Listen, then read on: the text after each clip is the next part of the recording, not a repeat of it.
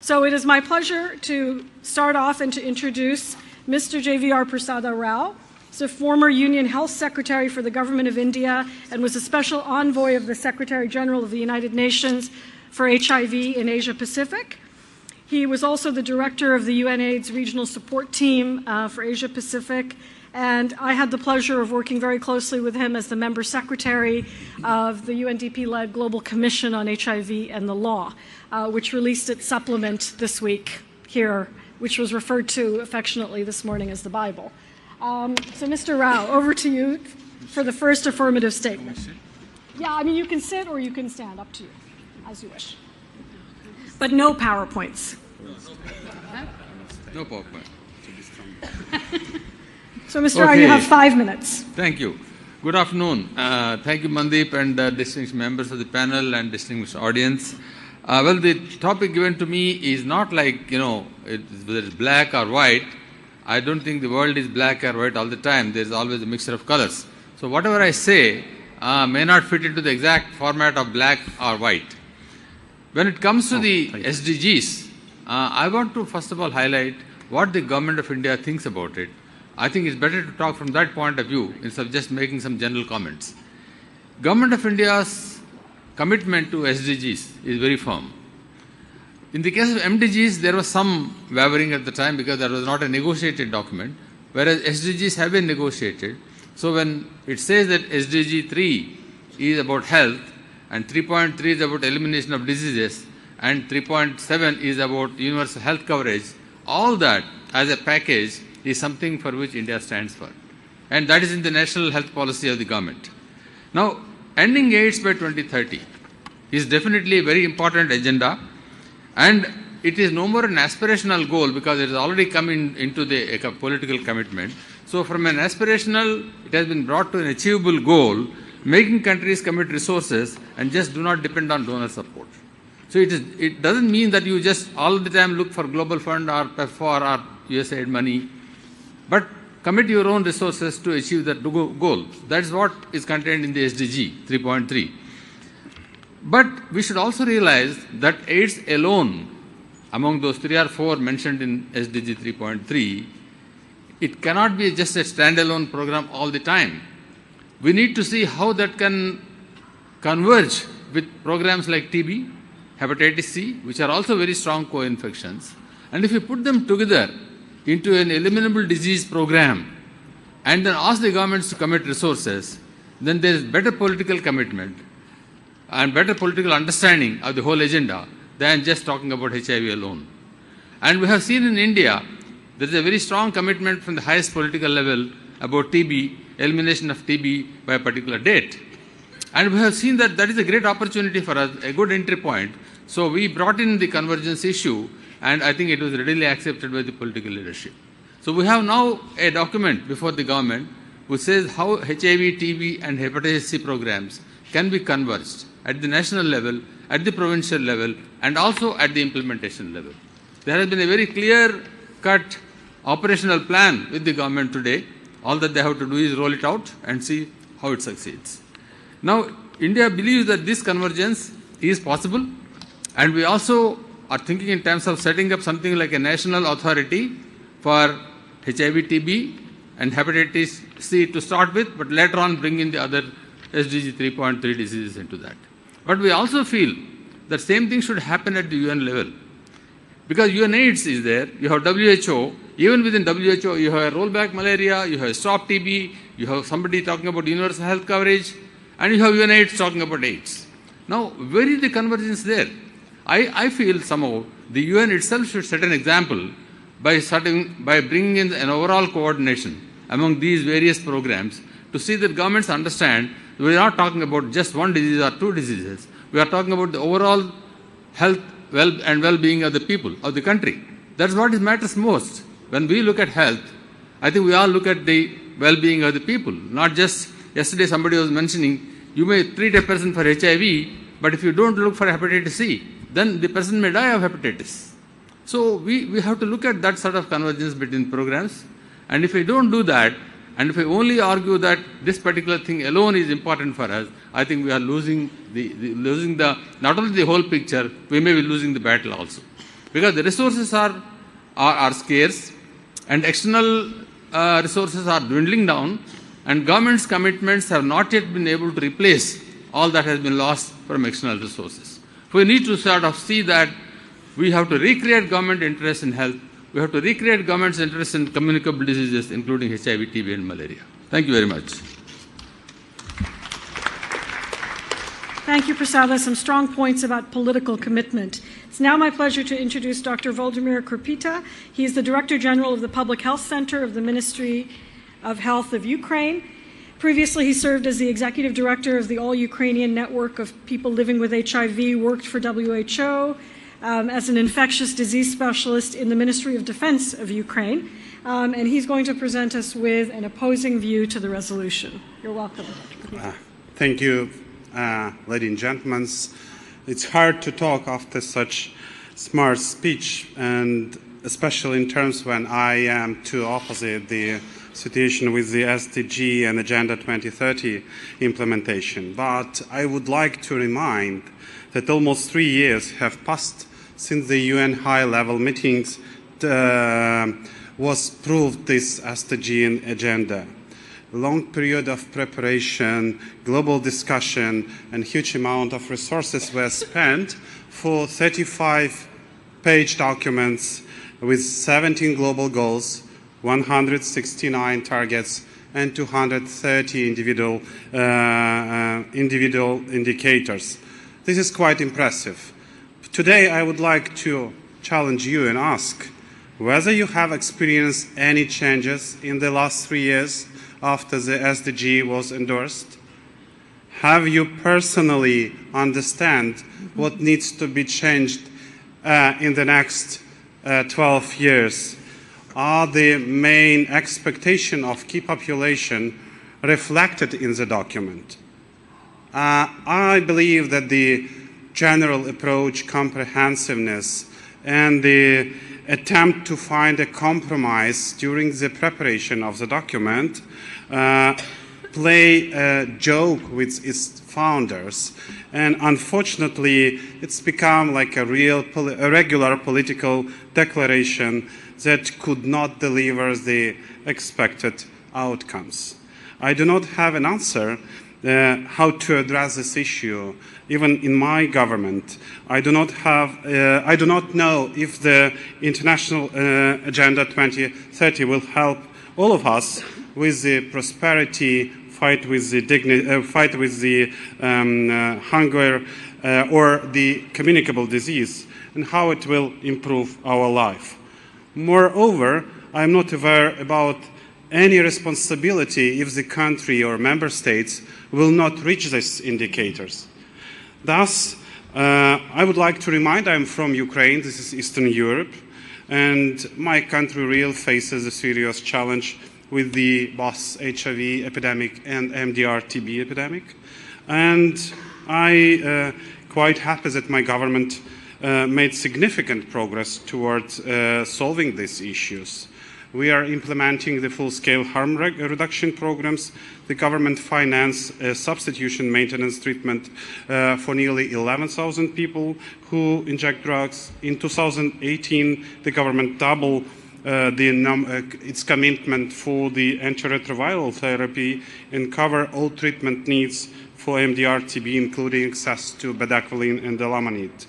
Since 2016, Ukraine has introduced a test and treat strategy, and in 2018 we observed first result with when the period between the testing and treatment start shortened from 42 to 7 days, and 23% of newly diagnosed PLWH started treatment same day after this testing. But do these actions support SDG? Being a drug users in the east of Ukraine or gay in west, do I feel an urgent need for SDG introduction? I suppose the answer should come from key population, but do you believe that they are aware of them? So my first suggestion would be we need to translate this very high political document to the to reach the real people and ordinary people in the field, and especially key population. Without such kind of translation, we will not be able to present the progress. The second one, that despite the SDG is quite complex, they still focus on the specific area. And from the perspective of Ukraine, there is no linkage between this SDG. So more issues should be addressed to speed up the integration between different ministries. During a certain period of my life, I had to live in the former USSR, the country that has consistently set the global goals, neglecting and leveling privacy. And I am afraid that this approach will come back when we lose personality and individuality with global indicators and high political agenda.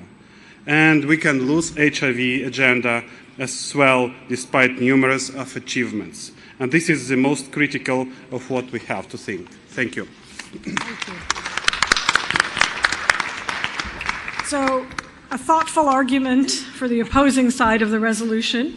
It's now my pleasure to introduce probably one of the longer-term survivors of the AIDS response, and I say that with great respect. Yes, Michael Merson, who is the Wolfgang Jochlik Professor of Global Health at Duke University and is the founding director of the Duke Global Health Institute. In his early days, he was the director of the Global Program on AIDS, which led the global response to the AIDS pandemic from 1987 to 1995. So, Mike, over to you to make an argument in the affirmative. Right, please. Thank you. And let me say, as thinking back over the last 30 years, this debate is very timely and very important.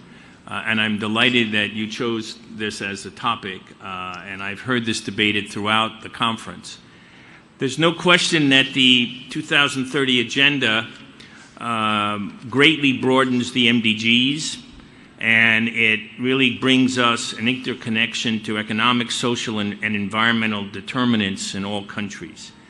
And so they are really welcomed now. I very much feel they are welcomed at a time when global trends are ominous. Democracy is in retreat, civil society is under threat, nationalism and xenophobia are replacing global collaboration, and development assistance for health is certainly not on the rise. So this is the SDGs bring us to a point of global cooperation that we much need. SDG 3 is our health goal, but what's important is that the SDGs recognize that other goals that are related to poverty, inequality, economic growth, and climate change are linked to the health goal, so that health is viewed not solely as a health sector responsibility, but is impacted by other sectors such as agriculture, trade, transport, even foreign policy, and that health is a major contributor and benefactor of sustainable development. Now, in the early days of the AIDS pandemic, we didn't know much about the disease and its impact, and so it warranted an exceptional response. For a number of reasons, the SDGs represent a shift away from that exceptionalism. We now have a better understanding of how AIDS is connected to far-reaching social, political, and economic factors, how it thrives at the intersection of disease and vulnerability. And we now know that AIDS needs a comprehensive multi-sectorial response to address the structural determinants of health, and that agenda the 2030 agenda provides that platform. 5 quick specifics examples of how the SDGs are crucial, very quickly. 1, AIDS has demonstrated the importance of human rights and human rights activism, and the 2030 agenda is firmly committed to the fulfillment and the potential dignity and equality in a healthy environment. Secondly, the SDGs are focused on the empowerment of women and girls, certainly, as we know, a population at great risk for AIDS. Third, AIDS has forced new systems of global health governance and created a number of global actors over the past 2 decades, and we owe much of our success in combating AIDS to the diverse factors involved in the response. This collective action is needed more than ever. We've heard this over and over at the conference, and the broad array of actors that are involved in the 2030 Agenda and the SDGs can certainly provide this. Fourth, history has shown us the importance of strong political leadership and the dangers of weak leadership in the global and local response to AIDS. AIDS still requires strong political will, and that too the 2030 Agenda can provide. And last, as my colleague Prasad mentioned, funding is now a critical issue. We are unlikely to see an increase in external AIDS funding in the future. We need to find new finance mechanisms for prevention and for treatment. And for this to happen, AIDS is much better off fitting into the larger 2000 Agenda for Sustainable Development and its financing framework. So that's my argument why the SDGs are crucial for how we move forward in AIDS. But let me conclude that there's one important caveat, and that's that AIDS cannot get lost among the SDGs. As we know from the high rates still of HIV, young girls in sub-Saharan Africa, we've heard injecting drug users in Eastern Europe, men who have sex with men in the US, for example. We know from now the data that the pandemic is far from over, and if the 2030 Agenda is to end AIDS as a public health threat, governments cannot use that agenda to create a whitewashed response to AIDS. Now, universal health care, and I know that's just one part of the SDG 3, cuts across all targets of the health goal, addresses linkages with other health targets. But to achieve universal health care, AIDS health programs need to be integrated into national health systems and their essential health packages, and this must be done carefully so the critical elements, what we have learned over the last 2 decades of AIDS treatment and prevention, are not lost. And what am I thinking of here? Strong community engagement provided by civil society in particular to reach key populations, and the emphasis on impact and results that are essential components of AIDS programs. So SDGs are welcome as a way to bring the AIDS pandemic to an end by 2030, but for that to happen, no one must be left behind. Thank you.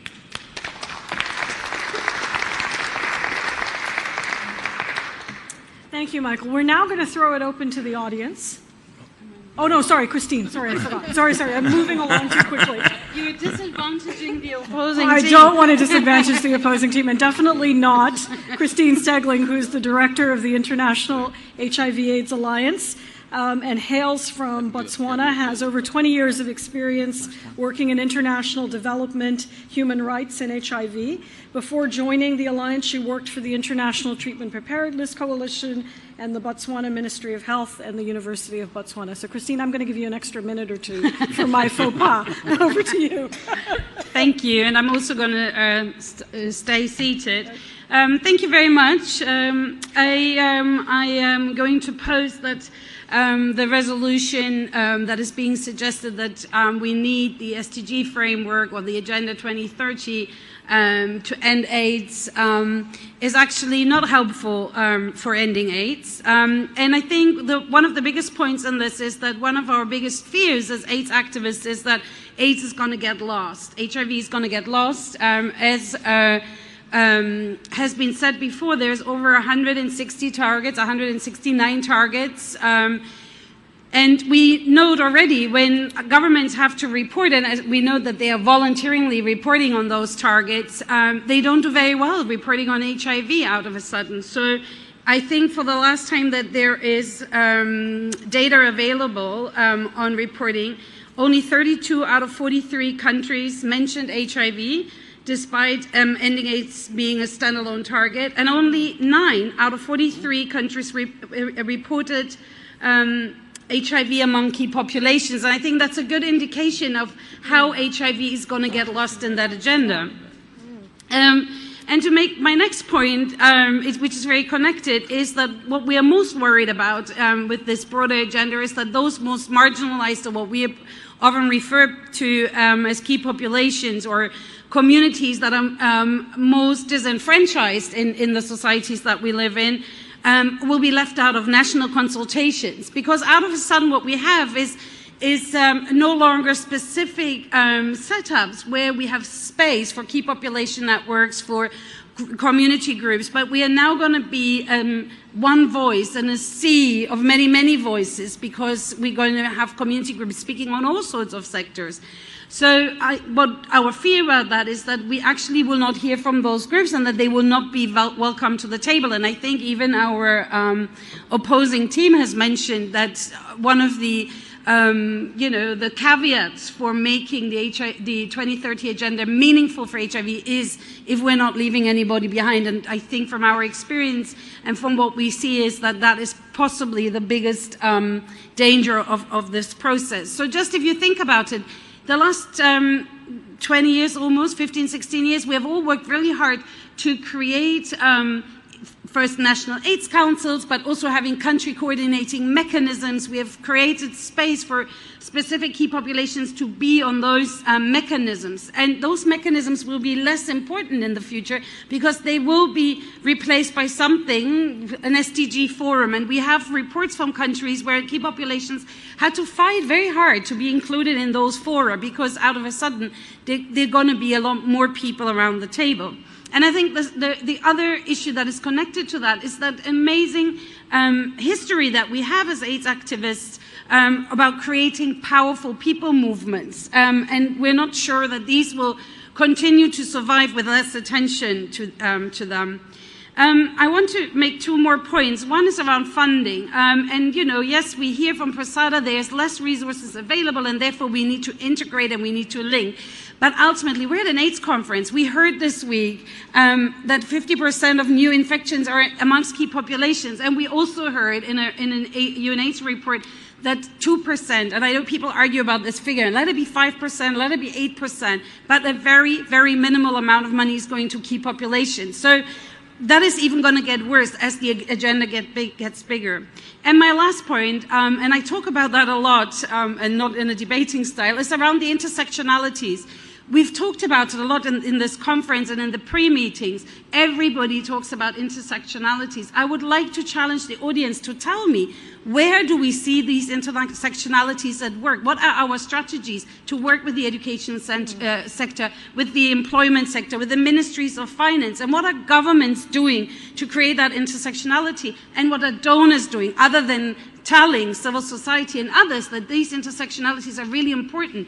So I think there's a lot of political rhetoric about how important it is. We all agree with that, but in practical terms, we don't know how that's going to work. And who's going to lose out are those most affected by HIV and those most marginalized. Thank you. Thank you.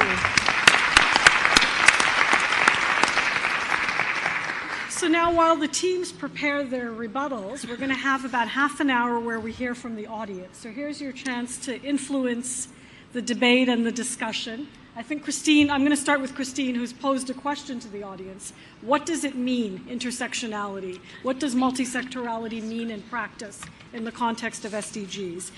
We heard about, on the positive side, how the SDGs could be a way of increasing the political commitment for HIV, and how the commitment to leave no one behind might be another way that we could drive what needs to be done in the AIDS response. So just some of the things I've picked up. There have been a few other arguments, but let's get started. So let's start on this side, and we'll move over, please. And briefly introduce yourself, and Sure. Over to you. Yeah, I'm Manoj Pardesi from National Coalition of People Living with HIV in India. I have two submissions, and the one is HIV threat.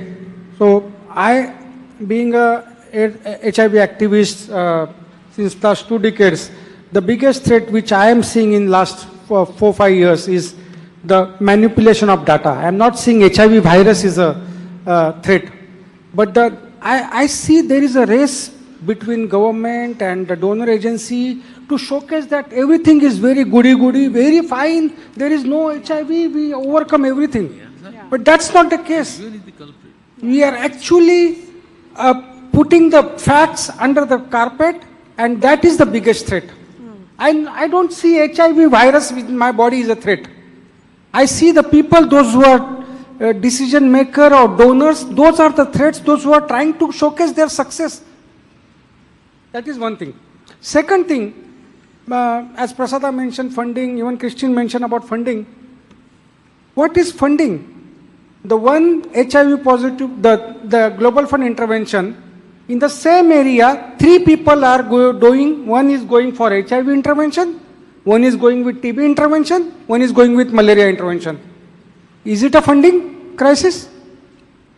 Why we are not encashing on the strength of the community which is already there? Why cannot I carry a message of TB, HIV, malaria, Hep C together as a package of service? Why we need a 3 different intervention, which is, okay, malaria you take certain money, TB you take certain money, HIV, and then these 3 people are fighting among ourselves? Thank you. Great. And I think a very important point about the misguided early victory and the overstatements of success and that's caused, and also an important point about how communities can play a role in dealing with inefficiencies and making better use of our resources. Important. Okay. This side, is there anybody on the left? We're all very active over here, we realize. Okay. All right. Over to you, please. Hi, good afternoon. I'm Lois Pace with the Global Health Council, and really appreciate the setup of this session, so I have to offer kudos for that first and foremost. I wanted to respond a bit to what Christine offered and also follow on to what this gentleman said as well. I do think that first and foremost, while I think we can appreciate all of this is very nuanced and it maybe isn't exactly black and white, where I'm coming at this is from people on the ground, and I do think whether you're someone who accesses these services or provides services, I feel like they're pushing us to be more mindful of opportunities of integration, and if we are truly sort of doing this work in service to them, then that's something that drives me certainly. Granted, it's not all spelled out for us just yet, and that's coming to this intersectionality question. You know, it's interesting because I think of the SDG framework, while we can talk about its limitations, as providing a roadmap, arguably, for how we go about building those bridges across health priorities and even across development priorities. And so perhaps the question remains unanswered because we haven't yet sort of walked that path according to that framework, but I think that is supposedly the promise of SDGs. I also really was struck by the statements made on key populations. I've worked with different populations, including cancer survivors and other groups that have some of the same issues in terms of kind of the hard to reach. And, you know, I really do actually look to the HIV/AIDS community as being such a strong leader and pioneer in that regard. And in fact, I think that if, you know, on the one hand, there's this sense that we will start to ignore key populations if we integrate too fully and aren't careful, and I do think that that's true. I also think there's an opportunity actually to broaden the tent such that that voice can be that much louder. So there are a lot of people who face disadvantages around the world, especially when it comes to health and wellness, and I think that's especially true with people affected or living with HIV and AIDS, but it's also true of people affected by other diseases. And so I do think that there is a potential power that we haven't yet realized by bringing those forces together across those marginalized groups. And I'm really excited to really see how that even helps all of us really realize that much more progress for that particular group of people who we absolutely need to be serving. Thanks.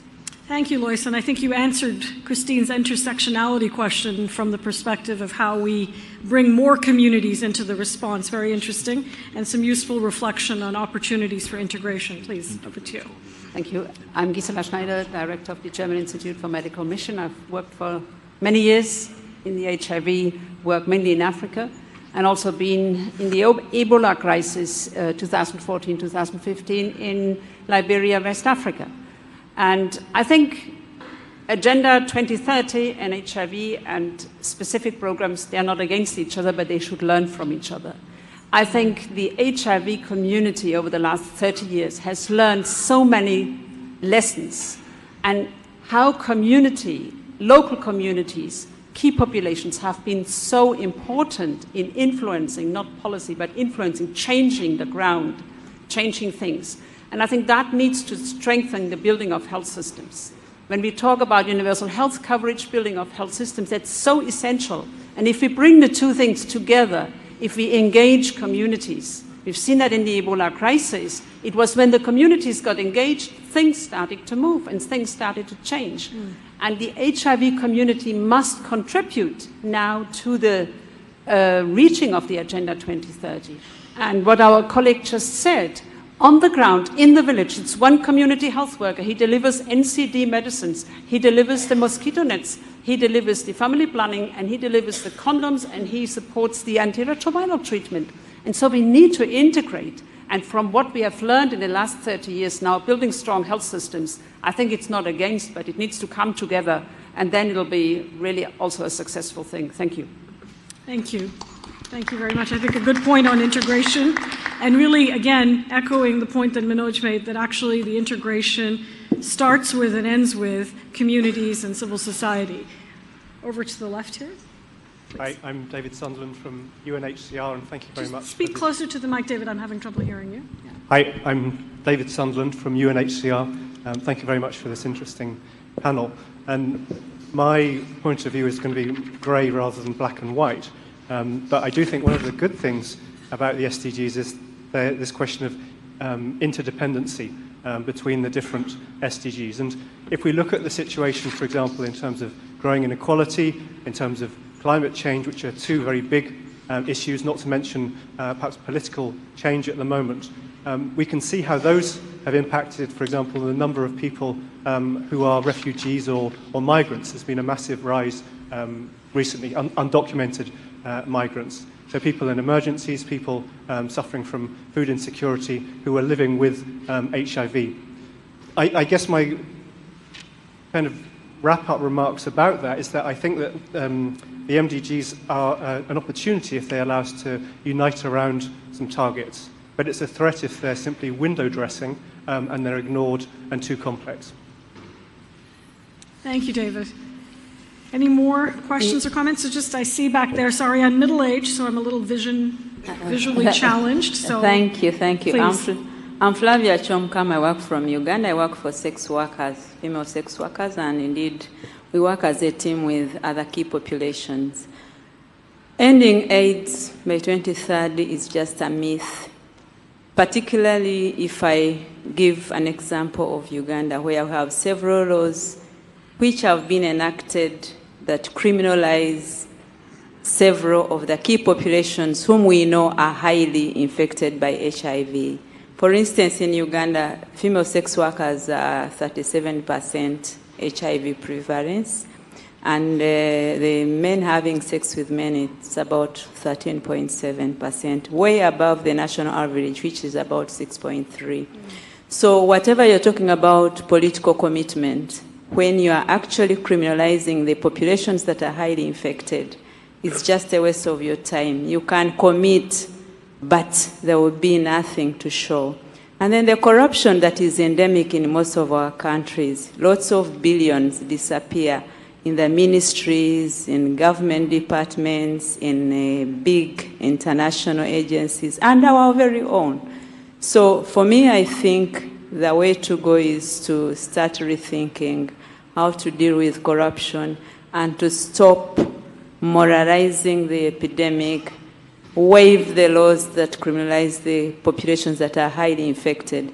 But above all, the sexual gender-based violence that we meet along the corridors when we go to seek services right from our households, which has not been tackled. Stigma is very high, and we are not yet about to end AIDS. And I don't think 2030 is very far. Just like we used to hear education for a role by the year 2000, but up to now, we have many people who have not been educated. So 2030, with the laws, with criminalization, with faith healing and telling us don't swallow your medicines, you've been healed, I think we are not yet about to overcome HIV. Thank you. Thank you very much. another reality check and the importance that we heard actually in the morning today, and how fantastic was it that we started the conference with the structural and human rights presentations instead of having them buried on the last day. So picking up on that theme that we need to address laws and structural risks and determinants if we're going to even have a hope of ending AIDS by 2030, particularly in the populations that are experiencing some of the highest rates of infection. So can we have the person at the mic here, and then we'll go to the back again, please. Thank you very much. I'm Mamufuta Kale from Lesotho. Okay. Closer to the microphone, please. We can't hear you. Thank you. Hello? Okay, yeah. Thank you. I'm Mamufuta Kale from Lesotho. I've listened to this debate, and I think it's a very interesting debate. But in as much as we are afraid that the key POPs may be left behind, I don't think it is the argument that we can advance when we talk of SDGs. I think the SDGs are the targets for governments to make a commitment towards the fight against HIV. If we just make a blankets, then it means we are doomed. For instance, in my country, you'll find always when we fight for the rights of key POPs, we talk of the SDGs. Where is your commitment? You have told the world that by 2030 you have been doing this and that. I think also that key POPs on their own, they cannot make a difference. We need a collaboration. We need that integration to make the voice bigger. I think that's the importance of having the SDGs. Thank you. So, strong call for integration and collaboration to have a broader response. Okay, we're going to go back there and then to the mic on the left, so please. Good afternoon. Thank you very much. My name's Ian McFarlane. I work for the United Nations Population Fund. One of the strongest voices that I've heard during the conference has been from young people calling for comprehensive sexuality education. And I wonder if the panel would see that as one of the ways of building bridges and the intersectorality by making sure that throughout their education, young people are able to access information and therefore change their behaviors as they grow older. Thank you. Thank you. Okay, very clear question that maybe somebody will address in their closing statement, either team, on the needs of young people for comprehensive sexuality education as being an intersectional issue that can bring together multiple sectors as a way of advancing progress, not just on HIV, but also on other SDGs. Can we have the person on the back over here on the left, please? Hello, thank you very much. My name is Stephen Leonelli. I work at Impact Global Action for Gay Men's Health and Rights. I have been working with a coalition of organizations called the Free Space Process to continue to monitor HIV in the voluntary national review reports, which Christine referenced earlier. And I wanted to mention that one of my main concerns that I've came across in doing this work monitoring HIV in the VNR reports is just the accountability tool that's part of Agenda 2030. And to what extent can we really, as civil society, think about accountability in the context of Agenda 2030? The VNR reports themselves are voluntary. The space at the high-level political forum in which there's an interactive dialogue for the VNR reports is really shrinking. There's less and less opportunity for civil society to even engage in how those reports are discussed at the UN level. And as Christine also mentioned, a lot of key populations and even HIV mainstream organizations are left out of the national consultation process for the SDGs. So we are continuing to encourage civil society to utilize the VNR mechanism, and just as a shout out, we'll have an event at 10:30 on Thursday about the VNRs. But my question to the panel is, how are we thinking about accountability, and particularly building off of accountability that was built into the MDGs and now with the SDGs, how can UN agencies or other regional platforms also assist in bringing accountability to implementation? Thank you. Okay, fantastic. Thank you. Hopefully this is going to get picked up. I know we had the point on accountability raised earlier on as well in the statements. Any other questions, comments? No? Okay. All right. So let's go first now to the rebuttal from the opposing team. So Vladimir? And you may want to pick up on some of the questions. Yeah, sure. So I appreciate very much the comment on the interlinkage between SDG and the HIV programs, and absolutely agree that these two programs should learn each other, and this is absolutely right and correct approach. But I still concerned, and what it challenged me, that within the whole these broad numbers of the goals, targets, indicators, whether we will lose this voice, which was raised under the HIV, where the HIV community is still too strong to be presented, because the doors is opened and after that it's closing. We are in the time frame where the door is start to closing. That's why probably the new approaches and new technologies, how to address and how to share those experiences which was learned in the HIV, would be one of the mainstream of to be in the agenda of 2030. This might be one of our political topics to address. And I absolutely agree with the comments on the lack of data. That was addressed by Christine in her speech before. But I think this is a question to all of us, to UN and member states. If they were able to establish these numbers of indicators and data, probably we need to be too advanced to answer the question how to measure them and how to ensure that this would be correct. This would be used for the action, and this would be comparable from the different countries. Mr. Sada from the affirmative side.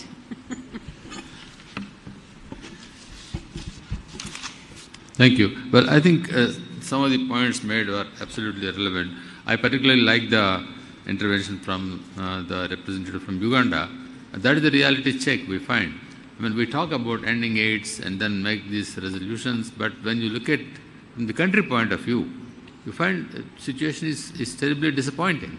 And sometimes you get a feeling that they are going back on some of these things that we have been doing. So I think it is important that the gains of HIV, whatever we have achieved, are to be preserved, and also I think the program needs to be expanded further. And there we have to be very opportunistic, very strategic. That's how we are trying to bring in the other programs like TB and HIV, Hep C, etc. together, so that we can regenerate interest among the governments. Three very important things have happened in HIV. One is multisectorality. I think for the first time a health program has been able to involve quite a number of other sectors in the initial stages. In the 90s and 2000s, I have seen about 13 to 14 Government of India ministries. They used to participate in HIV programs, including Ministry like Home Affairs, which deals with uniformed services. So that was something unique, which never happened before. Second is accountability. The point that was mentioned about accountability is very important. I think AIDS is one program which brought very strongly the accountability of governments. I have seen, in fact, in the 90s and in 2000, in conferences like this and also in regional conferences, we used to see very strong presence of governments. I think it's the elephant in the room. How many government representatives are present in this meeting or in this conference, especially at the ministerial level? Practically very few. Earlier it was not the case. Quite a number of them used to come. They used to come and face criticism. They used to talk to the civil society. They used to get enriched and then get back and try to get motivated. It doesn't happen anymore. We need to bring that back into the program. And finally, about data and monitoring. Manoj, I think his point is absolutely correct. I have seen, and I was very disappointed to see, I think sometime from 2011-12 onwards, we started over-publicizing our successes. Something happened within the UN system that we thought we have won the battle. And that was the positive message which is going to the countries. And I tell you, countries will love it. The moment you go and say that you are doing a great job, they will just fall for you. That is exactly what happened. So in the last 6 or 7 years, governments practically pushed HIV to the side and saying that that's over. No, let us get into something else. That is the general view. So how do we bring it back? Again, not just talking about HIV alone. So some of these points are very important, and I'm happy that the interventions which have come from the floor actually strengthen my conviction that yes, it is important to bring the multisectorality, it is important to bring the other programs together so that we can push AIDS forward towards that goal of elimination by 2030. Thank you. Thank you, Prasada. I'm going to now hand over to Christine to make a rebuttal statement. I want to actually connect to what Prasada said last. I think that is exactly the reason why we need to continue with, why it is so difficult to see how the SDG framework is going to help to bring AIDS back to the agenda. Because I think what we're seeing is the integration, and I think India is a very good example of that, the integration of AIDS into the SRHR framework, or into, just in other countries, no longer having national AIDS coordinating agencies under the office of the president. The country that I know best, in Botswana, we used to have the National AIDS Coordinating Agency right under the office of the president. Now it's part of the Ministry of Health again. So what's happening is the fear that I have is that it will really become a health agenda when it comes to HIV, rather than using the impetus that we get through the SDGs to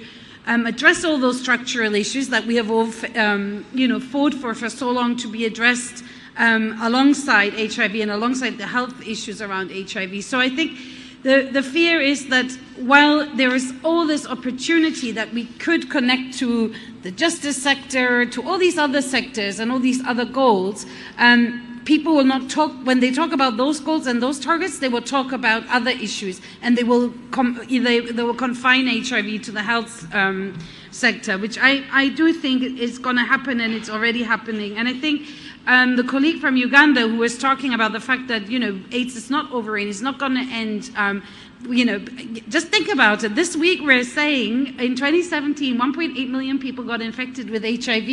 In 3 years' time, in 2.5 years' time, we should be down to 500,000 to reach the 2020 goals, right? We're nowhere near this. And so maybe this is the moment where we need to be realistic and say, will we lose that focus and emphasis through broadening the agenda? There was a question. It's a bit difficult to answer questions while you're debating, but I do think the issue that was raised around comprehensive sexuality education, yes, there is an opportunity to connect it, to connect the education sector, the health sector, to use that as an entry point for this possible intersectionality. Will that happen?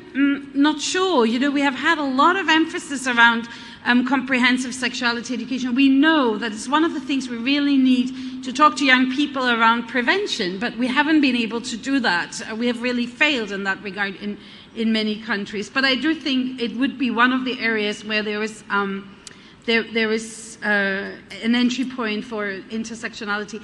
I was going to say, I forgot to say it, on Uganda. I think one of the issues, and Prasada and Mandeep and many people in the room have been very engaged in that, all these issues around criminalization, the law, HIV has given us that opportunity to talk about them. We were not talking in Africa around laws around sex work, homosexuality, age of consent for young people to test, all of those issues. We have used HIV as an entry point to have those conversations. And the question is, as we make the agenda broader, will we continue to have that entry point? Because it's an entry point that allows us to have very difficult conversations, because we're doing it as within the context of there's a public health threat. Are we still going to have that opportunity when the agenda is broader? I don't know. I fear that we might not have it anymore. Okay, thank you. Michael? So let me start with a story. In 1978, UNICEF and WHO convened something called Alma-Ata Conference, and this was the birth of primary health care, which in a sense is a sense of universal health care, and also was a big effort at intersectoriality was raised. That was in 78. By 1980, the Director General of WHO told me he can't raise a dime for this, and it was a great idea, but instead we're going to have the child survival revolution of the 80s. You may know about that, with Jim Grant and others were involved in reducing child mortality. Then we had the AIDS pandemic on us, and then we got very vertical with AIDS, and then we added TB and malaria into the Global Fund. And we had the blessing of treatment, and treatment has taken us a long way. But we're now at a point where we know treatment alone is not enough. We don't have a vaccine and we don't have a cure. And so we need to go back and think about the comprehensive response that we need to really deal with this pandemic, particularly when we see rates in women in their 30s of 70% in a part of KwaZulu-Natal. So for the AIDS community, it's been a tough fight, a real tough fight. And I was, particularly in the 90s when we didn't have drugs, it was a real tough fight. If you would have been here in 92, you would have seen a very different conference. But let me also say, though, what's the choice now? Does the AIDS community continue to fight for its verticality and exceptionalism? Or does it join in this effort now? Again, we have a rebirth of 1978, if you wish, and that is the call for universality of treatment, UHC, SDG3, and multisectorality. I can see from our panelists on the other side, there's fear in that. I understand that fear. So this is a critical moment, and I think to allay that fear and to get us to work together, we're going to have to come at this from both sides. The SDG community is going to have to say, yes, we're going to look at what made AIDS so successful. Community response, everyone, no one left behind, caring about populations that often we don't care about, giving them a greater voice, giving the NGOs a voice. My God, did we have to fight in the AIDS community to have the NGOs get a voice at the country level. That took a decade, believe it or not, before that even happened. So to me, the issue, I would argue it's worth the risk. We should warmly endorse the SDGs. We should take advantage of the SDGs as an AIDS community. But we should be as activist as we've always been in being sure that those who are putting the SDG movement together, in particular WHO, understands what's been learned about AIDS and makes it a critical part of what we do in SDGs. When I hear that at country level today, NGO voice is not heard in looking at the accountability of UHC, that's just not acceptable. So if we want to have an SDG movement, we want to really get universal health care, that's a great ideal. But AIDS but we have to work together. And as I've said, learn from the past, take advantage of this moment. Whether we can end AIDS in 2030, perhaps not. But we need something now that can really move us forward. And sure, it'd be great to have a cure. It would be great to have a vaccine. They're not on the horizon. So let's get together and improve our health systems as one way of improving prevention and care, but let's get everybody involved. So that's my argument to support the SDGs. Okay, thank you. Now we have voting by the audience in here, and I just realized that the vote may be stacked against you. So how are we going to run the voting in the audience? Let's have a vote on the resolution. So based on what you've heard today, and what you've heard perhaps in other discussions that have gone on over the weekend, we'll do a vote by applause. Shall we do a vote by applause? Okay. So those who think that the 2030 Agenda for Sustainable Development and the SDGs are crucial to ending AIDS as a public health threat by 2030, so the affirmative of the resolution, please clap.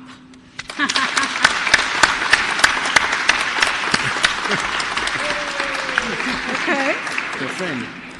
Now the negative.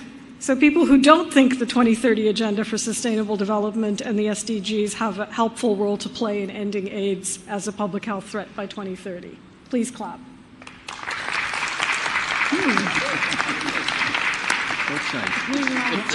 I think it sounded about the same to me. I don't know if anybody wants to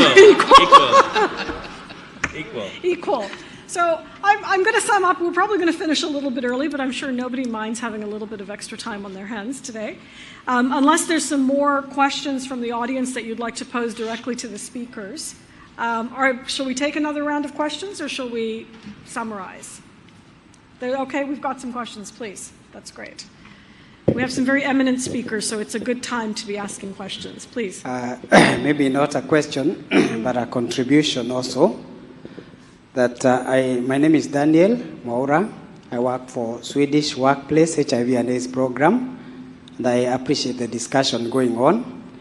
We are a program that is in 11 sub-Saharan African countries, started in 2004, and it's a public-private partnership set up to support workplaces to establish workplace programs on HIV and AIDS. And I think over those many years of implementation, there are quite some good lessons in line with the discussion today here, that though we founded the program on the basis of HIV and AIDS and targeted to private sector, we were able, along the way, in addressing the needs of the companies when it comes to their real burden of disease, to move on to embrace wellness, and we have been able to achieve building onto the lessons on HIV and AIDS programming. So I want to support from the program the issue of mainstreaming and being able to achieve more, also riding from what we have seen with HIV AIDS programming. We have, over the time, embraced wellness, included components of non-communicable diseases, and we have actually seen that employees are able even to take more HCT, testing for HIV, when we also included testing for other illnesses. And along the way, we made the program into a quite strong network between the companies that they're able to share and exchange experiences. And we have seen that a good infrastructure for even implementation of other programs, components, like addressing TB, among other issues. And I think in achieving SDGs, then we can still ride on that infrastructure and be able to more quickly mobilize private sector rally around certain SDGs, and they can still be able to achieve because they are quite a solid network. That's my observation and contribution from our program. Thank you. Great, thank you. Please, Kevin. Yeah, Kevin de Kock, CDC. Thank you to the panel. Very, very interesting discussion. I think to some extent we need to be very precise about the question that's being asked, and maybe that's why the 50-50 clap was the result. I mean, the SDGs, we can't really argue against it anymore. I mean, the countries of the world have voted for them, and it's gone through all the resolutions and so on. So it's a reality, whether we like it or not. The question is, what's really going to happen? Because, politically, this is going to have to be managed. I mean, by 2030, the SDGs are due, and we will be where we will be. And, you can see what's going to happen. People are going to declare victory one way or another, because what else can they do? Say this was a terrible failure? That's unlikely to happen. So, the whole system has to be managed sort of politically, but we are where we are. I'm glad that Mike raised the issue of primary health care, because I think there is an analogy with the UHC, the Universal Health Coverage discussions. And, PHC didn't really get us where we wanted to be, and yet Hafton Mahler, the WHO director at the time, is still a saint.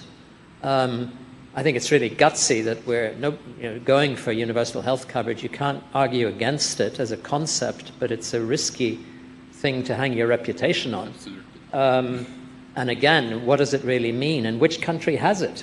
I mean, you look at the United Kingdom, for example, National Health Service, great institution, but gee, it's not doing, it's not without its problems.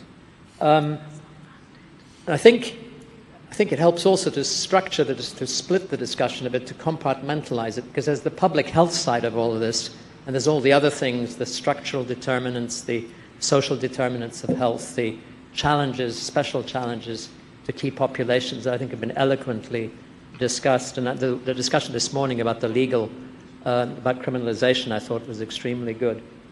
But from a purely public health standpoint, and being very pragmatic, I think it's going to be very difficult to maintain the pure focus on HIV, and yet it's that focus that got us to where we are.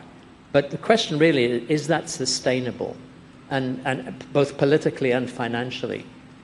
And I think we have to worry that we're going to throw the baby out with the bathwater, and yet we've got to be flexible. And I think a pragmatic flexibility would be to encompass two other areas, and I'm only talking about public health. One is STIs. I mean, we've lost the STI agenda, and the way that HIV has really shed STIs as a responsibility is unfortunate. And the second is viral hepatitis, which is a much bigger cause of death in the world than we have, acknowledged to date. Not only hepatitis C, I mean, certainly hepatitis C, but the other viral hepatitis as well. So my very practical suggestion would be that the AIDS community has got to embrace STIs and viral hepatitis, and that is a way potentially of accommodating two things. One, the neglect of these other areas, STIs and hepatitis, and two, broadening the agenda and getting away from the accusation of continued AIDS exceptionalism. Thanks. Thank you. Useful. There's another comment in the back here. Okay. Hi, thank you. And thank you for the debate. My name is Chip Lyons. I'm with the Elizabeth Glaser Pediatric AIDS Foundation. I applauded for both sides because I listened carefully to how the question was posed. Are the SDGs critical to ending the AIDS epidemic? And the answer is yes, because the SDGs, SDG 3, includes elements that are critical to ending the AIDS epidemic. But Mike Merson's story made me immediately think of a similar story, which is a number of years ago, not too many years ago, a senior U.S. official lamented to me, he still lies awake at night, that PEPFAR was not about health system strengthening instead of HIV and AIDS. And I said, why do you do that to yourself? You're lying awake at night imagining that the President's emergency program for AIDS relief should have been the President's emergency program for health system strengthening. What chance would that have had to have the funding that PEPFAR has brought and has been transformational? And so I think the question is, theoretically, are the SDGs essential? Yes, they are. But we live in we're reality-based people, I think. And unless there are specific strategies about how to get donors behind the integrated approach, the emphasis on community, then this does feel a little bit like an academic debate instead of a real-life debate, because I share the fear of the colleagues, including from Botswana, of who's going to miss out, who's going to be left behind. I get the theoretical construct, and I support the SDGs, but unless and until there are some donors that talk about sort of horizontal and integrated work, and their funding policies, their ODA policies, are somewhat consistent with that. But there are very large donors that want to see more integration and more horizontal approaches who fund things vertically. And so, this is so much about funding that unless and until we have strategies where we have some confidence that major shifts by a PEPFAR or a Global Fund or others are in support of an SDG framework that isn't going to leave other folks behind, then I have to say my applause was slightly louder for the keep the focus on HIV and AIDS. Thank you. Thank you. Manoj, another? Yeah, please. No, I completely agree with what Prasada said at the end. Like, the political commitment is almost we are not seeing. And one of the reasons which maybe Sir can answer and maybe anybody can answer is that I think the investment in activism is going down. And that's this outcome is this. The political commitment is not seen in the response. Okay.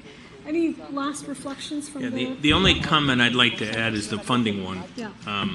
I think this is very important. And what I've heard at the conference, if the debate is over, I'll now just speak as an individual with my own view. If the debate is over, I would say that the funding question is what is the most anxiety producing for those working in AIDS right now.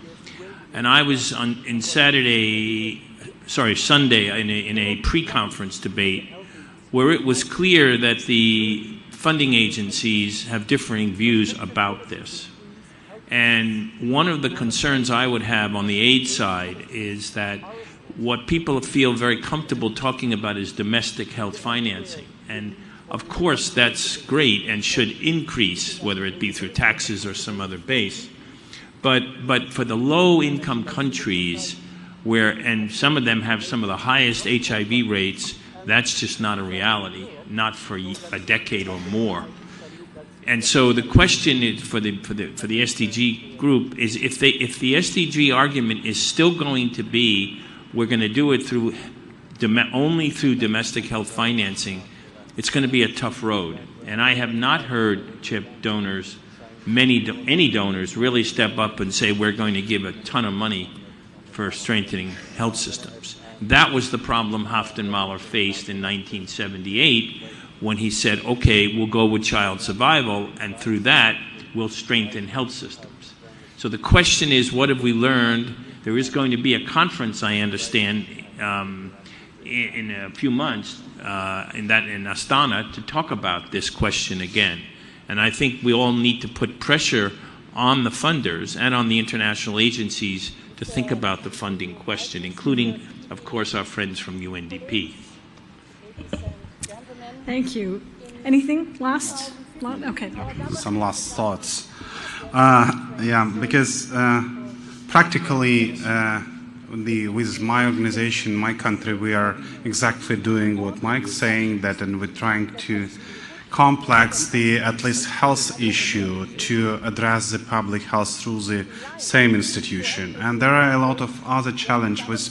We said thank you for raising issue for the funding and discussion with donors, because it's really very tough discussion regarding those when we are trying to expand agenda to more broader issue, and they are bring us back to HIV, which is good also to keep the HIV on the table, but also it's decrease our opportunities to follow the SDG agenda. But I think the main challenge, which was already articulated in the audience, was and this is contradict from my studying in the university, because we are now having the position where the SDG are divided for 17 goals between the different ministries. But when we come down, it's come to the one or two implementers.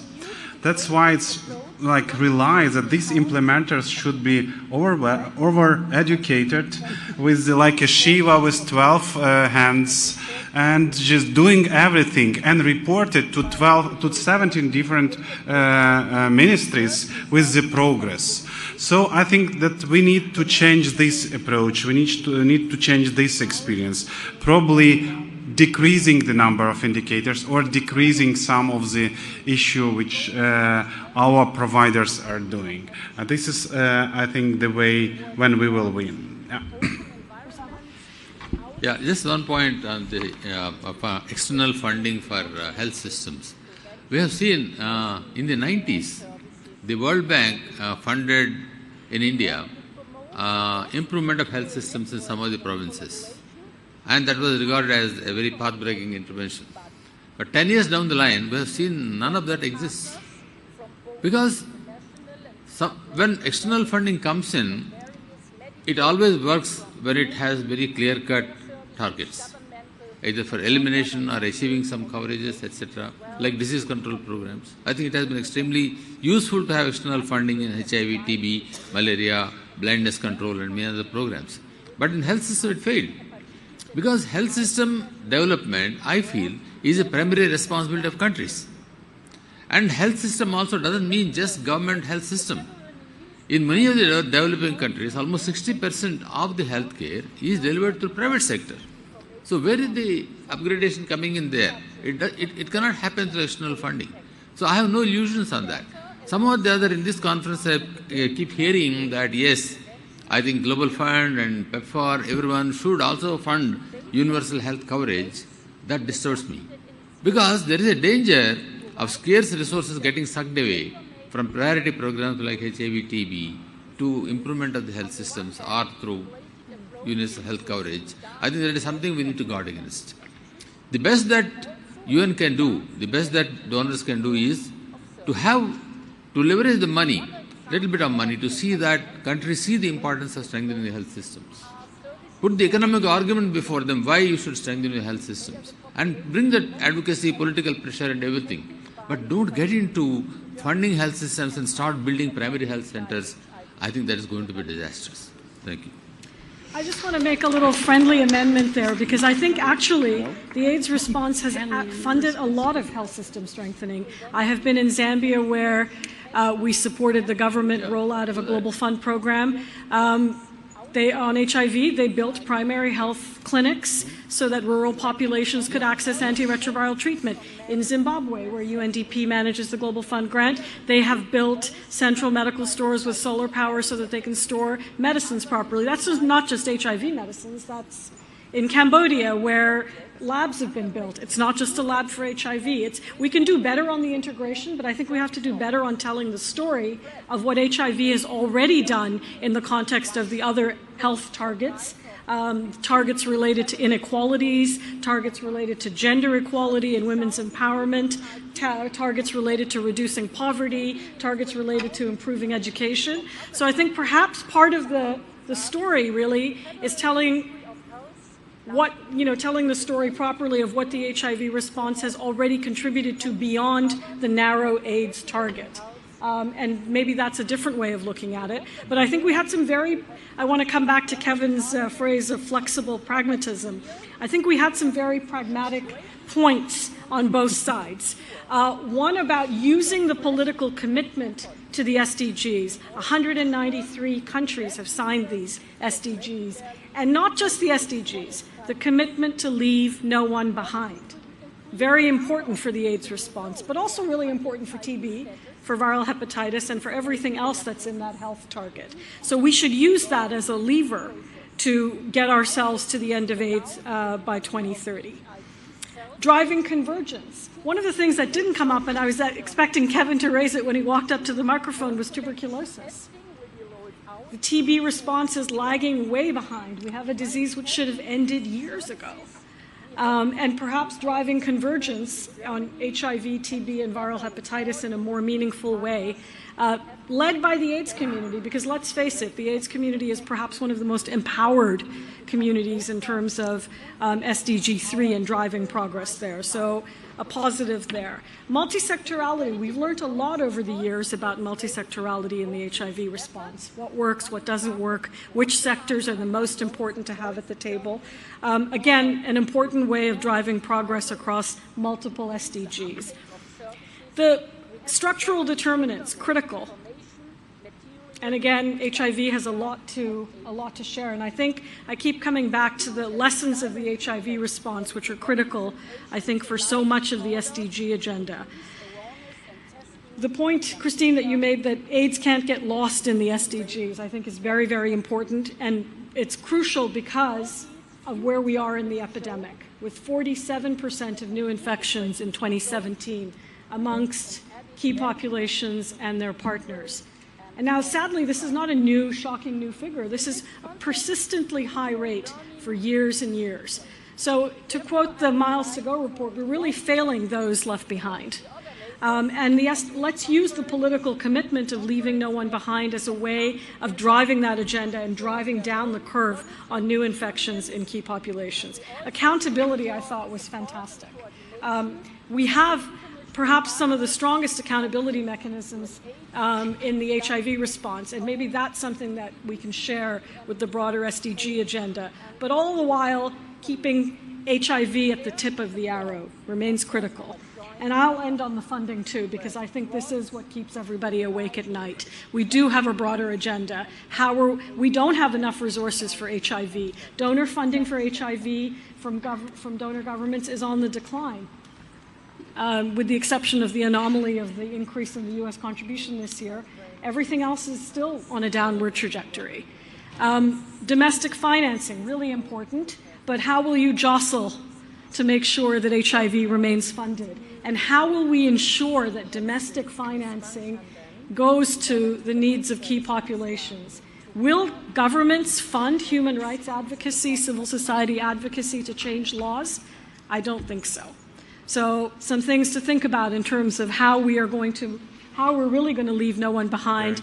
If we cannot rely entirely on domestic financing, we need more innovative financing mechanisms to make sure that we can fully fund the AIDS response to end AIDS as a public health threat by 2030. Thank you to the audience. I think your interventions really enriched the conversation. And to our eminent panelists, I think it was a great discussion, so let's give them a hand. Thank you.